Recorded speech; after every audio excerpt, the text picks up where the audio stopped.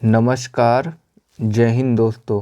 आज हम लोग एक महत्वपूर्ण टॉपिक पे बात करने जा रहे हैं।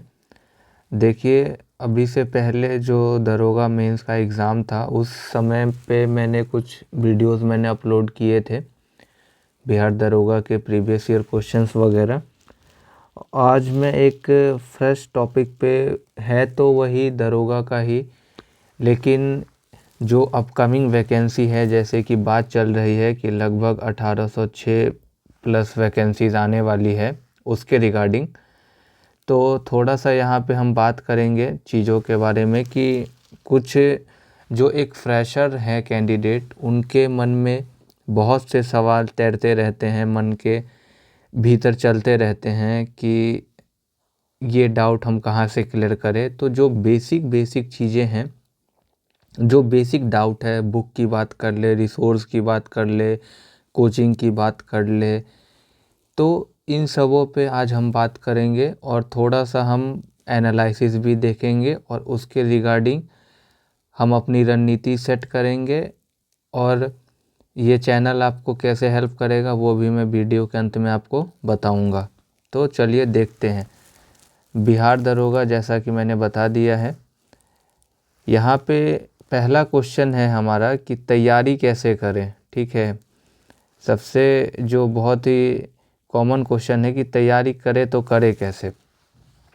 तैयारी करने के लिए देखिए, 2-3 चीज़ मैटर करती है। सबसे पहले, आप जिस भी एग्ज़ाम को टारगेट करते हैं, उस एग्ज़ाम का आपको सिलेबस पता होना चाहिए, उसका PYQ आपके पास होना चाहिए और आपका सब्जेक्ट का जो भी बेसिक है, ठीक है, वो आपका क्लियर होना चाहिए, जिससे कि आप टेस्ट लगा सको और आप एनालाइज कर सको कि आप कहाँ पे लैग कर रहे हो प्रिपरेशन में।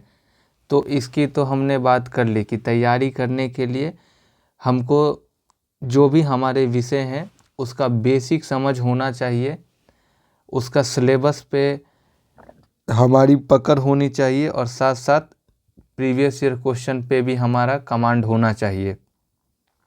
कितना समय चाहिए? देखिए, अगर आप एक फ्रेशर हैं, बिगनर हैं, तो लगभग 6 महीना जो है वो आपके लिए 6 मंथ सफिशिएंट है। लेकिन क्या है, आपको पर डे कम से कम 8 से लेके 10 घंटे की स्टडी करनी पड़ेगी, क्योंकि आपको सेल्फ स्टडी के साथ साथ क्वेश्चन भी करना है, सिलेबस भी करना है।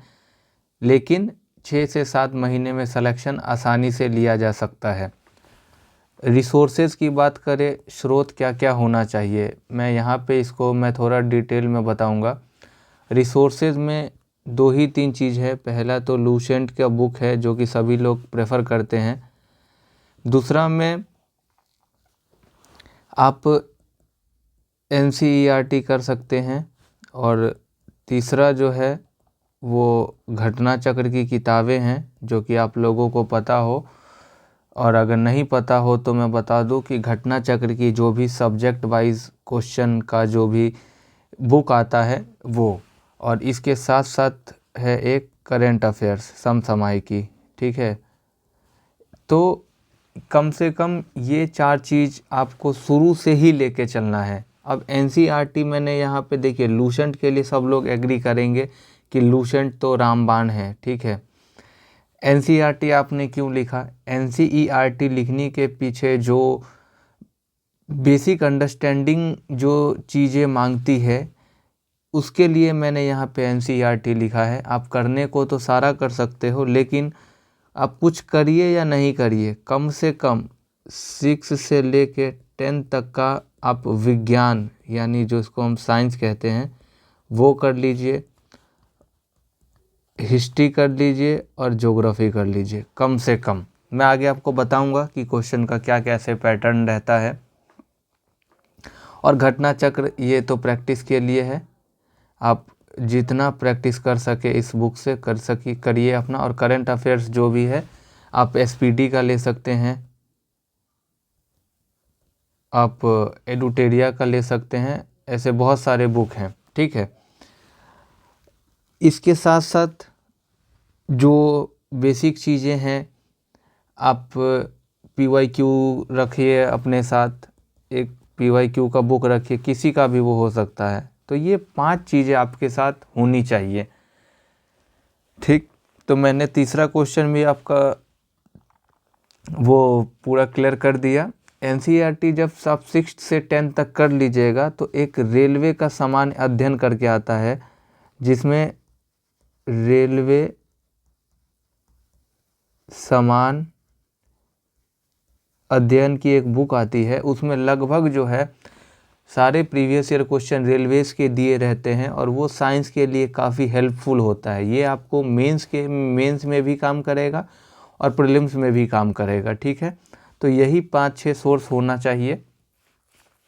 और अगला क्वेश्चन हम यहाँ पे देखते हैं कि नेक्स्ट क्वेश्चन है कि देखिए, बहुत से लोगों के मन में एक क्यूरियोसिटी रहती है कि क्या हम दरोगा के साथ साथ हम किस किस चीज़ का फॉर्म भर सकते हैं, हम किस किस एग्ज़ाम को टारगेट कर सकते हैं, किसको हम अपने ग्रिप में ले सकते हैं।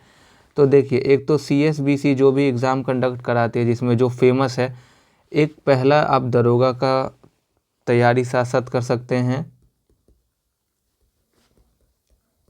बिहार पुलिस कांस्टेबल का आप तैयारी कर सकते हैं, इसके साथ साथ फायर पुलिस का आप तैयारी साथ साथ कर सकते हैं, क्योंकि सबका सिलेबस लगभग सेम है, ठीक है। चौथा में आप मद्य निषेध वाला आप कर सकते हैं। मद्य निषेध में दरोगा का भी आता है और कांस्टेबल का भी आता है। इसके साथ साथ थोड़ा सा अगर देखिए, सब्जेक्ट तो आपको पढ़ना ही है, GK GS पढ़ना है, ठीक है, मैथ्स पढ़ना है, रीजनिंग पढ़ना ही है, और आपको क्या पढ़ना है, हिंदी, ठीक। इसके साथ साथ आप रेलवे का हर एक एग्ज़ाम को आप टैकल कर सकते हैं साथ के साथ ही, ठीक। रेलवे के साथ आप इसमें तमाम एग्ज़ाम आ गए। जैसे कि अगर मैं मेनली बात करूँ तो मेनली में आप एक NTPC और जो ग्रुप डी की जो वैकेंसीज आती हैं, आप उसकी प्रिपरेशन साथ साथ कर सकते हैं, क्योंकि GK GS और साइंस आपको पूरा पढ़ना पड़ेगा। दरोगा के मेंस में आपको मैथ्स और रीजनिंग करना पड़ेगा, और वही चीज़ आप जो है रेलवेज़ के लिए भी लगभग सिलेबस सेम है, बस रेलवे में साइंस का दायरा थोड़ा बढ़ जाता है। तो लगभग आप एग्ज़ाम को टैकल कर सकते हैं, ठीक है। तो इतना तो बात हो गया, और आज पहला दिन है तो थोड़ा सा हम यहाँ पे बात कर लेते हैं सिलेबस के ऊपर। तो यहाँ पे मैंने जो है जो भी अभी तक दरोगा में क्वेश्चन पूछा गया है, इसमें हम एनालाइज करेंगे अभी तक का। जैसे कि 2018, 2019 का ये फर्स्ट शिफ्ट था, 2019 का ये सेकेंड शिफ्ट था, ठीक है। फिर ये 2019 का मेंस, 2020 का मेंस, 2020 का PT आगे भी लगा रखा है मैंने, यहाँ पे थोड़ा सा मिसप्रिंट है, ऐसे है, ठीक है, 4 है, ठीक। फिर 2008 का PT, 12 का PT, 12 का PT, 18 का फर्स्ट शिफ्ट, 18 का फर्स्ट शिफ्ट, 18 का PT और 18 का मेंस, ठीक। और आगे भी इसी तरीके से 21 का मेंस है, 21 का PT है, 21 का PT है, 22 का मेंस है, ठीक। तो यहाँ पे लगभग सब में देखिए सिलेबस, और आप देखिए, आप यही एनालिसिस अप्रोच आप ऐसे ही डेवलप करेंगे, और किस सब्जेक्ट पे कितना समय देना है आप यहाँ से वो चीज़ निकाल सकते हैं। अगर आप देखने का कोशिश करिए, इतिहास जो कि सबसे बड़ा सेगमेंट है जनरल GK में, जनरल नॉलेज में, इतिहास में आप देखिएगा तो जो भारत का इतिहास है, जिसको हम एंशिएंट, मिडाइवल और मॉडर्न कहते हैं, प्राचीन, मध्यकालीन और आधुनिक, लगभग हर एक एग्ज़ाम में दरोगा का 2018 से लेकर अभी तक हर एक एग्ज़ाम में देखिए लगभग 6 क्वेश्चन प्राचीन से 18 में पूछा गया, 19 में 9 पूछा गया। इस तरीके से अगर आप एवरेज पे आते हैं तो लगभग जो है लगभग 19 से 20 प्रश्न, हिस्ट्री से 20 प्रश्न आपको देखने को हर एक एग्ज़ाम, दरोगा के हर एक एग्ज़ाम में आपको देखने को मिलेगा। बिहार में जो बिहार का प्राचीन इतिहास है, वही आपका जो है वो जो हमारे भारत का प्राचीन इतिहास है वही बिहार का भी प्राचीन इतिहास है, तो लगभग ना के बराबर है। यहाँ विश्व इतिहास से कभी एक आध क्वेश्चन देखने को मिल जाता है, जैसे कि 2019 के मेंस में और 2020 के पीटी में पूछा गया था। ठीक है, तो हम उस पर भी बात करेंगे। आर्ट एंड कल्चर में देखिए कभी पूछता है कभी नहीं पूछता है, तो अभी हम पिछले 3 साल का ट्रेंड देखें तो नहीं पूछा गया है। ठीक, समाजशास्त्र एक आध क्वेश्चन आ जाता है जो आपके लॉजिकल बेस होते हैं वो आप बना सकते हैं, तो इसको भी हटा के रखिए। बात करते हैं ज्योग्राफी का। ज्योग्राफी में जो इंडियन ज्योग्राफी है, देखिए 8 फिर 2019 में थोड़ा कम हुआ। पिछला 3 साल में देखिएगा तो लगभग जो है 12, 8, 20, 10, 30, 5, 35 और 35 में अगर आप 3 से भाग दीजिएगा तो जो भी एक एवरेज आएगा, लगभग अगर हम भूगोल को लेकर के चले तो लगभग हमको यहाँ से 12 से 15 क्वेश्चन, नहीं भी आप रखिएगा तो आप रखिए 10 से 12 क्वेश्चन। ठीक, बिहार ज्योग्राफी थोड़ा इम्पोर्टेंट है भी नहीं भी है, क्योंकि पिछले 3 साल से क्वेश्चन नहीं पूछा गया है। विश्व का भूगोल से देखिए 3, 2, 5 इस तरीके से पूछा गया है, यानी आप इसको लगभग 3 क्वेश्चन रख सकते हैं वर्ल्ड ज्योग्राफी से। ठीक, भारत की संविधान की अगर हम बात करें तो देखिए 10, 16, 13 इस तरीके से, तो लगभग 11 से 12 क्वेश्चन हर एक साल पूछा जाता है। इकोनॉमिक्स का भी रेशियो वही है। विज्ञान में भी देखिए तो सबसे ज़्यादा जो प्रश्न है वो जीव विज्ञान से पूछा जाता है, 12, 6, 7, 6, 5, 8 इस तरीके से। फिर वैसे ही रेशियो का रसायन का है और फिजिक्स का है इस तरीके से। पर्यावरण देखिएगा तो इन्वायरमेंट में भी कभी कभी क्वेश्चन बनते हैं, कभी कभी नहीं बनते हैं। कंप्यूटर का एक आध क्वेश्चन का भी आ जाता है। और ये जो विविध है जिसको मैं स्टैटिक जीके कहते हैं, वहाँ से क्वेश्चन अच्छे खासे बनते हैं। ठीक, यानी अगर आप टोटल का बात करिएगा तो टोटल देखिए लगभग 78 क्वेश्चन, 72 क्वेश्चन, 71। देखिए पिछले 2-3 साल का बस एनालिसिस रखिए, क्वेश्चन देखने को आप पूरा देख सकते हैं। लेकिन आप यहाँ क्या देख रहे हैं, तीनों वर्ष में जो है 70% जो है भूमिका निभा रहा है प्रीलिम्स में। कौन से subject? History, polity, geography, economics और फिजिक्स, केमिस्ट्री, बायोलॉजी। ठीक है, लगभग 70%।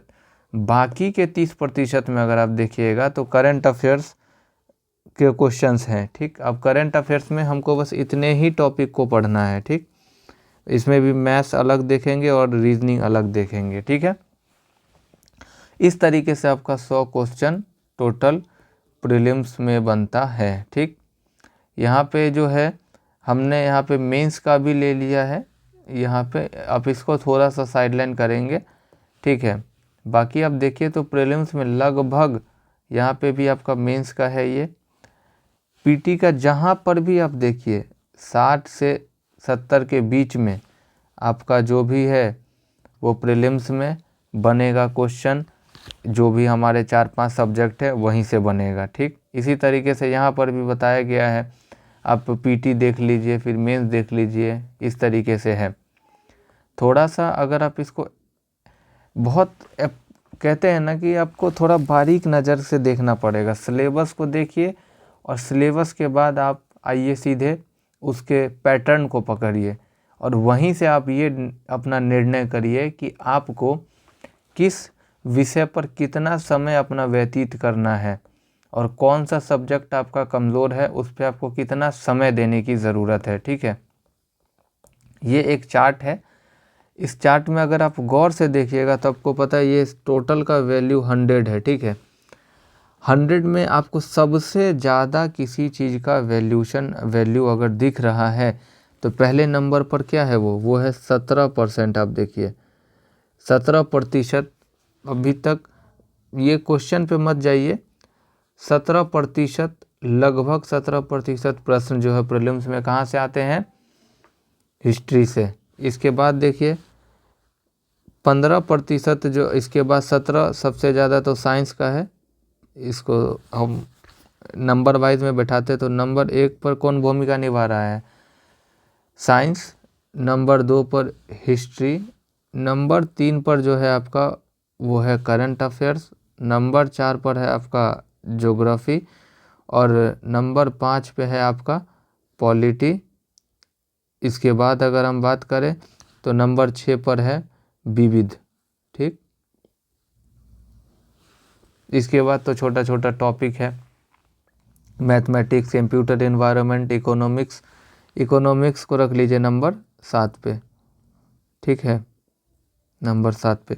इस तरीके से आपको अपना समय का विभाजन करना है कि किस सब्जेक्ट पे हमको कितना समय देना है। ठीक, आपको बस यही चीज़ जब भी आप तैयारी करने बैठिए तो आपके जहन में यही चीज़ होना चाहिए कि हमको सबसे ज़्यादा ध्यान कहाँ पे देना है, विज्ञान पे, फिर इतिहास पे, फिर करंट अफेयर्स पे, फिर ज्योग्राफी पे, इसके बाद पॉलिटी, फिर विविध और इकोनॉमिक्स। ठीक, ये आपका सिलेबस मैंने डिफाइन करके बता दिया है।